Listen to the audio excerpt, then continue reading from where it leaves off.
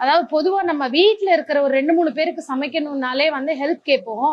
ஒரு ஆளா வந்து அவ்ளோ ஊத்தியும் எடுத்து போட்டு, ஒரு வெயிட்டான வாட்டர் கேன் கூட பார்க்காம தனியா எடுத்து போட்டு ஃப்ளோவா சமைக்கிறீங்க. டக்குன்னு எல்லாமே பண்றீங்க. இது எப்படி உங்களால முடியுது? இதனுடைய ஒரு ஆர்வம்ன்றத விட இத ஏன் நீங்க பண்ணணும்னு நினைச்சீங்க?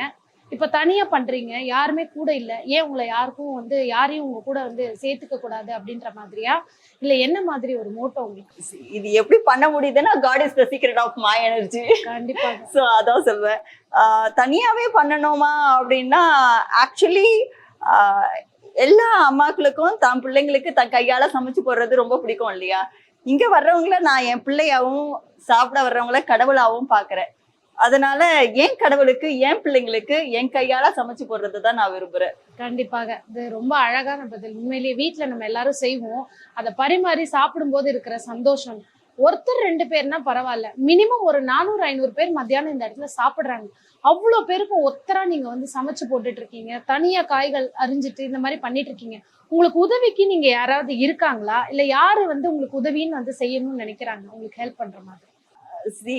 உதவிக்கு இங்க யாரையும் நான் இப்போதைக்கு வச்சுக்கல. ஆல்மோஸ்ட் ஃபியூ மந்த்ஸ் ஆச்சு. ஸோ யாரையுமே வச்சுக்கல என்னுடைய பாதுகாப்பு கருதி. அது இல்லாம இதை நான் உணவு சமைக்கிறத பவித்திரமான முறையில உணவு சமைக்கிறத என்னுடைய தவமா நான் ஏத்துக்கிட்டேன். உணவும் உணர்வும் ஒன்னோட ஒண்ணு இன்டர் கனெக்டட். ஸோ அதனால நம்ம என்ன சிந்தனையோட சமைக்கிறோம், எந்த சிந்தனையோட காய்கறி நறுக்கிறோம், எந்த சிந்தனையோட அதை பரிமாறுறோம், இது எல்லாத்தையும் பொறுத்துதான் வந்து அந்த உணவோட டேஸ்டே இருக்கு அப்படின்னு சொல்லுவேன்.